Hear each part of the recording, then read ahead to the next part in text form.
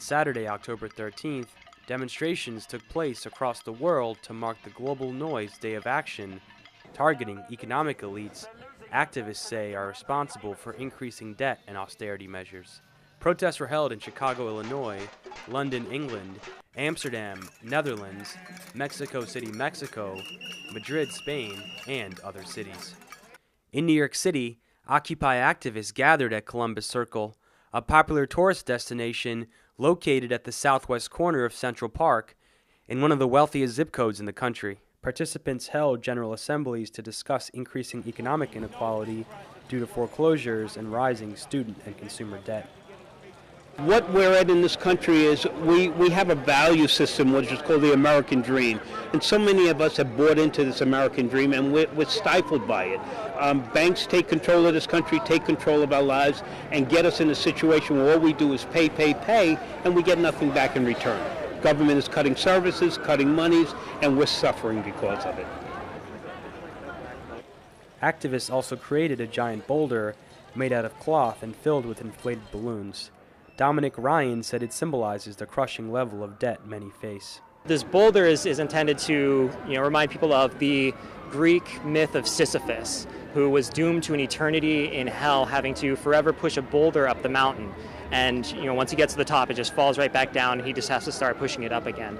So our debts that we'll never be able to pay off, it's like that burden. So if you look closely at the boulder, we've had people write all over it. They'll write how much they owe, how long they think it's going to take for them to pay off their debt, if they think they are going to be able to. In many cases, it's forever. Or just a message to their bank or their creditors. And it's sort of a group therapy. People can look at this and see that they're not alone. This isn't just an individual problem. This is a problem that is systemic. Demonstrators in New York's protests, like others in cities around the world, brought pots, pans, and utensils which they used to make noise and draw attention to their demands.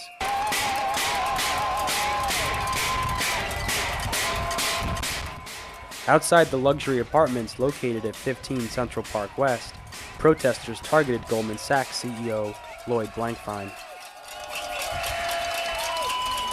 Blankfein did not make an appearance, but activists carried out a mic check to emphasize the role Blankfein and Goldman Sachs played in the economic crisis of 2008 by selling consumers risky mortgage assets, betting against them, and then profiting when the market collapsed.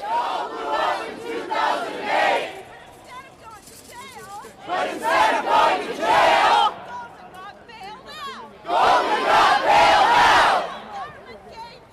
The government gave them $12 billion in TARP money. Sham investigation. And a sham investigation. The significance today of this Global Noise Day de Cacerolazo is how global it is, I think. Marina Citrin is a scholar and activist who studied and taken part in movements fighting for economic justice around the world.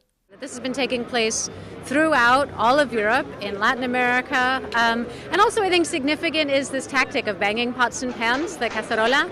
It actually comes from Argentina post-economic crisis when the whole economy bottomed out in 2001, and that banging of pots and pans has moved. It moved to Spain with the Democracia Real Ya, the 15M movement, and then moved to Quebec with the students' movement, and then it's moving throughout the U.S. and now today all around the world. So we see how actually global we really are, even in the tactics we're choosing.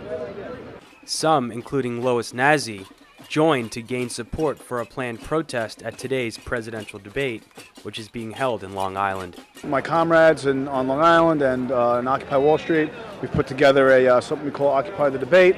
We're going to march as close as we can get around Hofstra University, and this is something we're doing because we believe that we're misrepresented if we're represented at all, and so we don't support any political parties, and we're there to protest the fact that our voices aren't heard in government. Activists continued marching and banging pots and pans at various targets in the city throughout the night.